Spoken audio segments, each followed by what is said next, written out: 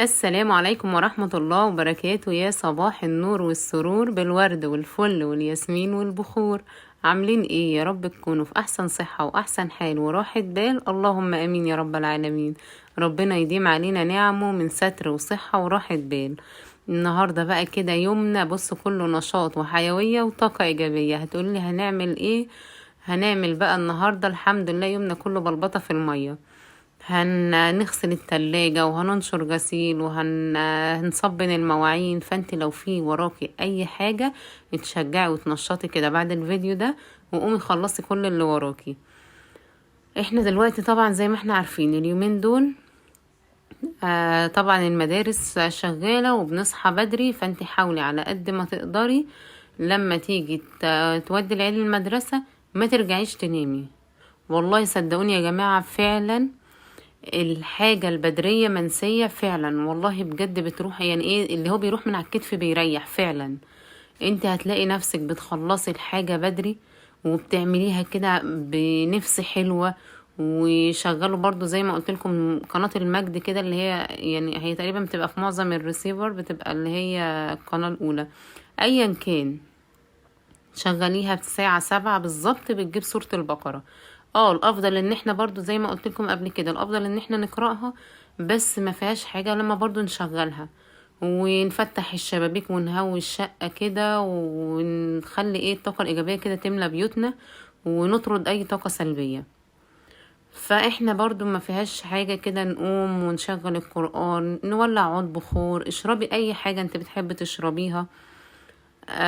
ويعني ايه تدلعي نفسك كده الاول عشان تعرفي تدلعي بيتك. يعني ايه زي ما بقول لكم دايما اللي هو ايه يعني نحاول كده نحسن من نفسيتنا عشان نقدر نقوم نعمل اللي ورانا. بس بالله عليكم ما تشربوش مثلا حاجة وتقعدوا وتلاقي نفسكم جسمكم مريح وفجأة نمتي يبقى ما عملناش حاجة. يبقى اللي احنا في نيتنا خلاص يعني الحمد لله.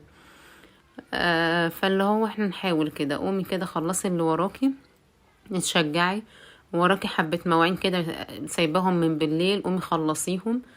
عندك التلاجة عايزة تتعمل قومي اعمليها. عندك الشقة عايزة تتكنس تكنسيها تتمسح امسحيها. برضو عايزة اقولك والله ساعة الصبح مش هتاخد معاكي وقت زي ما بتعمليها بقية النهار. بتحسي ان عارفة انت بتعمليها بروقان ومفيش عيل هيكركب وراكي وكده. وعندك اي حاجة عايزة تتروق حمام اعزكم الله عايز يتمسح يتغسل كده تمام قومي كده ايه ظبطي حالك وبيتك. انت كفاية ان انت بقيت اليوم هتبقي مرتاحة. هيجوا العيال حتى لو كركبوا يعني عملوا كركبة فكركبة على نظافة زي ما بقول لكم كل مرة احسن من كركبة على كركبة. دي دايما كانت والدتي ربنا يديها الصحة يا رب وبركة العمر ويحفظ امهاتنا جميعا دايما بتقولها لي يعني كركبة على النظافة احسن من كركبة على كركبة. ودي فعلا حقيقة يعني انا لما جربتها فعلا لا يعني حقيقة فعلا. انا هنا بقى كنت خلاص نشرت الغسيل ودخلت على التلاجة. انا عايزة اقول لكم هي كانت رايقة ما فيهاش حاجة يعني مش مزحومة قوي. بس كانوا مدلوق عصير جوافة زي ما انت شفتوا كده من في اللي هو الرف الاولاني. فقلت لا بقى يلا ايه بدل ما همسحها ولا كده لا يعني ايه هشيل الارفف كده واديها دعكة ايه سهلة. يعني هي لما تبقى بص هو ده الرف اللي متبهدل عندي بس انا خدته ايه كله. قلت ايه اعمل بقى كله كده قبل ما اصبن المواعين. هتقولي طب ما تصبني المواعين وبعد كده تعمليها. لا انا قلت اعمل التلاجة واخلصها عشان لو فيها مثلا اي حاجة عايزة تتفضى اي حاجة عايزة تتظبط كده اللي هو مثلا هتعمل لي مواعين اجمع المواعين كلها واغسلها بقى معايا بالمرة. فكده يبقى ايه خلصت بقى المواعين بجد مش اللي هو بعد ما اخلص المواعين والحوض والدنيا تنضف تفضى معايا وتنضف الاقي نفسي بقى لسه داخله على التلاجة.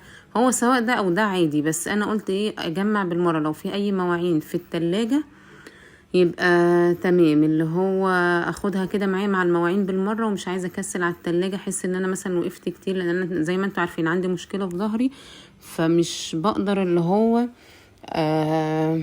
يعني اقف كتير او بقف اللي هو بتعب. فانا خفت اللي هو احس ان انا تعبت اللي هو اكسل على التلاجة واخرج من المطبخ. فقلت لا هعمل التلاجة الاول. فانا مجبره ان هقف بقى على المواعين اللي هو ايه عشان افضي الحوض بقى وانضف الدنيا. فهنا بقى كنت خلاص اللي هو بقى ماسكه التلاجة حاجه حاجه. قلت هخلص الرفوف الاول بتاعه التلاجة، وبعد كده همسك على باب التلاجة، يعني ايه واحده واحده كده، وان شاء الله الدنيا هتخلص وهتفضى وهتبقى زي الفل. يعني عايزه اقول لكم الحاجه فعلا بدري، انا معرفش ليه بحس ان انا مش باخد فيها وقت خالص، معرفش بحس يعني بعمل الحاجه بانجاز كده. فان شاء الله كده ايه ربنا يعيننا جميعا يا رب على كل امور بيتنا وامور حياتنا. فحاولي كده ما تكسليش وما تناميش، وقومي كده خلصي كل اللي وراكي.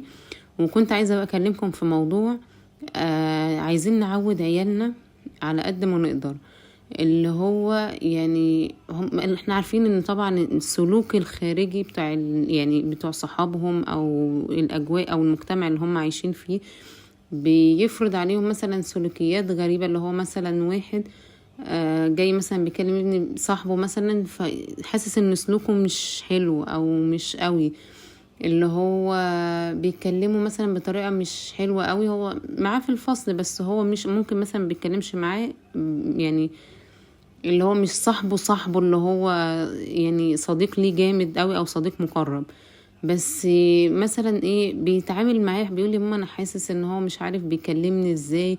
فبقول له لا ما تكلمهوش، هو طبعا بيبقى عايز يرد عليه. فهو لما بيجي قلت له ما تردش عليه، يعني سواء بنتي او ابني، ما هو المشكله ان هي بقت حاجه يعني تحسوها حاله منتشره كده او طبيعي، يعني احنا ممكن نشوف ان ده طبيعي، بس انا بقول لهم لا ما تعاملوش صحابكم بنفس اسلوبهم، هتبقوا زيهم. فانا مش يعني انا ده وجهة نظري، يعني لو في اي حاجة غلط قولولي، بس انا شايفة ان لا. احنا دلوقتي انا دايما بقول لهم انت دلوقتي هو كلمك باسلوب مش حلو، او شايف ان سلوكه مثلا متغير او مش حلو معاك، او في رد في الكلام بطريقة مش حلوة او مش لطيفة، لا احسن حل انت تعامله كويس.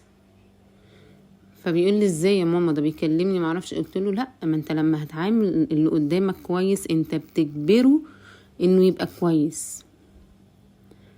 يعني كلمك مرة 2 3 هو مجبر انه يعاملك كويس، انت هو ما شافش منك حاجة وحشة، شايف ان انت انسان محترم في نفسك، ما كلمتهوش بطريقة مش لطيفة او مش حلوة، فهو مجبر ان هو يعاملك كويس. فانا مش عارفة هل يعني انا شايفة ان دي وجهة نظري، رغم ان هو بيقول لي يا ماما ما هو المشكلة هو ده سلوكه كده، هو اسلوبه كده.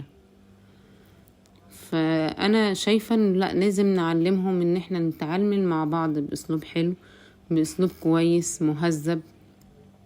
معلش احنا يعني زمان احنا كنا تحس لا كان مفيش اللي احنا شايفينه اليومين دول، اللي هو لا كان احنا كنا نخاف لو مثلا المدرس معدي في الشارع، لا ما نعديش من الشارع ده من كتر خوفنا واحترامنا للمدرس، مش خوف بس واحترام للمدرس. نشوف صحابنا لا كان احترام، وبنتجمع كده تحسي لا يعني كان في جو غير دلوقتي. لفين الطرحة دي بقى موالها موال مع البنات الطرحة ملفوفة، الطرحة دلوقتي تحسوها مش عارفة ايه فكرة الرقبة اللي باينة دي، يقول لك حجاب الحمد لله ربنا يا رب يستر بناتنا جميعا. بص بقى منظر التلاجة كانت ايه وبقت ايه رقت، بصوا بقت ما شاء الله عليها، الحمد لله خلصتها كده وخلصت منها. بصوا حتى اللبن فضيت بقى ايه كنكتين على بعض، يعني كان عندي الحاجات تحسوها مش عاملة قوي، مش يعني هي مش متبهدلة قوي، بس كان في كنكتين لبن معرفش ايه فكرتهم. كان في البانيه طبعا اللي هو كان في اللي هي البتاع اللي هي بغطا بامبا اللي انتوا شايفينها قدامكم دي، فضيتها بقى في حاجة صغيرة، كان بانيه متبل اللي هي كان غطاها ازاز ودخلتها في التلاجة، وكانت خلاص يعني ايه الدنيا رقت معايا والتلاجة بقت فاضية. انا عامة الخضار بحطه في درج التلاجة، والدرج عندي كان ما شاء الله كان نضيف وتمام.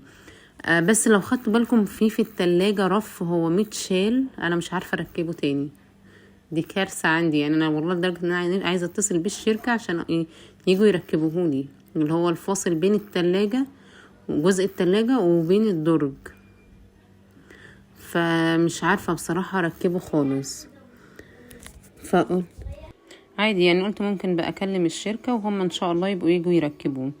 هنا بقى بصوا بقى، دخلت على المواعين، والمواعين هنا حدث ولا حرج يعني، كانت ايه ما اقولكمش، كانت ما شاء الله يعني. اللي في الحوض دول غير بقى بتاعة اللبن دي نقعتها كده على جنب، وكان بقى ورايا بقى كمية حلل ما شاء الله. فقلت بقى ايه كده حلو بقى، هاخد كل المواعين مرة واحدة وادعك الحوض دعكة حلوة وخلاص، على كده ابقى خلصت. فاتنشطي كده وقومي برضو، هقولك برضو اتنشطي وقومي خلصي كل اللي وراكي. فايا كان بقى انت يعني ايه، لو لقيتي نفسك برضو بتتفرجي عليه بالليل، برضو قومي خلصي كل اللي وراكي، شطبي حتى المطبخ قبل ما تنامي. خليكي كده تقومي برضو، تبقى الدنيا رايقة كده ونضيفة. يعني ساعات بيبقى غصب عننا، بنبقى مش قادرين وهلكانين مع الاولاد طول اليوم، فبيبقى غصب عننا كده ايه، ممكن ننام نسيب حبة المواعين، ما نقدرش اللي هو نخش نكمل كده ونظبط الدنيا. فعادي يعني ايه، بيبقى غصب عننا. بس حاولي على قد ما تقدري كده الدنيا تبقى رايقة عندك كده قبل ما تنامي. انا عامة كل تصويري معاكم معظمه يعني بيبقى الصبح بدري، اللي هو ايه العيال ينزلوا كده المدرسة، وانا ايه خلاص بقى الحمد لله يعني، مني بقى للتليفون بقى اللي هو ابدأ اصور. فبحس ان انا باخده راحتي يعني شوية، اللي هو ما فيش بقى عيل كل شوية بقى، لان مشكلة العيال عندي كل شوية بيشتكوا. الحقي ده عمل لي معرفش، الحقي معرفش دي عملت لي ايه كده، اللي هو ايه كل شويه يقعدوا يشتكوا من بعض. فربنا يهديهم ويصلح حالهم يعني، والله بقول لهم مش عارفه طب انا اعمل ايه طيب معاكم. فربنا يهدي اولادنا جميعا يا رب. لو عندكم حل للمشكله دي قولولي، لان انا بجد والله ساعات ببقى نفسيا مضغوطه جدا، وبيجوا كل شويه شكوى شكوى شكوى شكوى من بعض.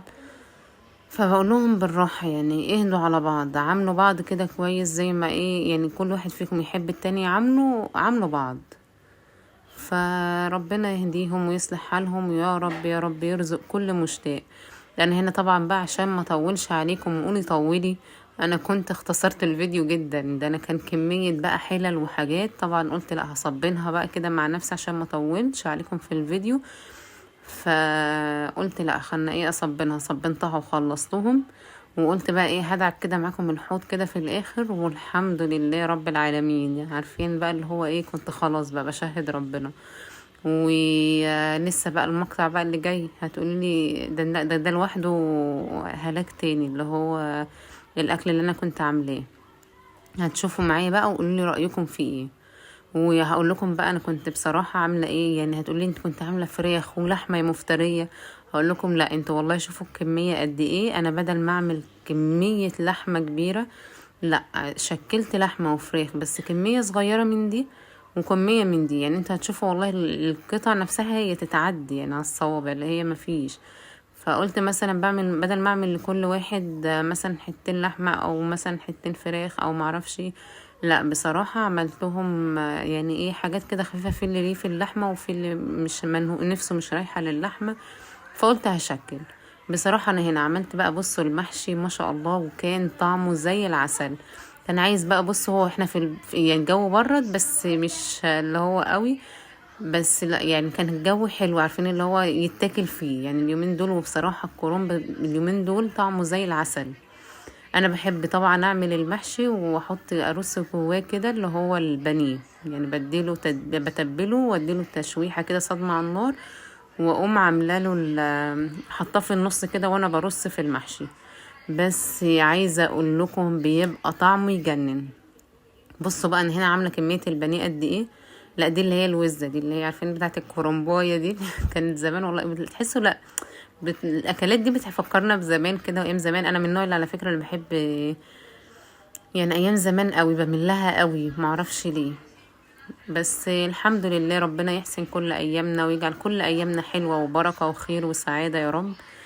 هنا بقى انا بصوا بقى عملت اللحمه، بصوا كام قطعه، فابقى شكلت لحمه وفراخ بس. واجي في يوم تاني هشكل برضو في لحمه وفراخ. وبألف هنا وشفا يا رب على قلب كل اللي كل. واقول لكم بقى تفضلوا معايا بس نبقى كدابة يعني الحمد لله. بس اقول لكم بقى ما تنسونيش بقى كده بدعوة حلوة، وما تنسوش اللايك والاشتراك، وقولوا لي رأيكم في فيديوهاتي بكل صراحة.